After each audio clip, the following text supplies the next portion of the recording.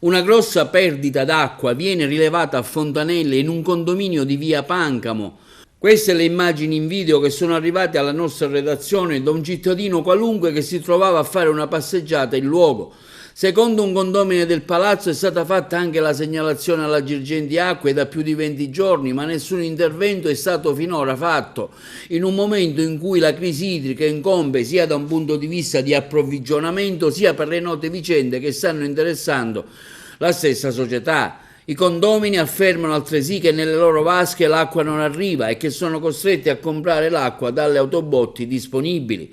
Giriamo la segnalazione alle autorità competenti, al primo cittadino di Agrigento in particolare, nella qualità di componente della nuova consortile AICA, che possa interessare chi di competenza ed evitare questo inutile scempio di centinaia di litri di acqua che si perdono quotidianamente, ricordiamo, in via Pancamo in un condominio a Fontanelle ad Agrigento.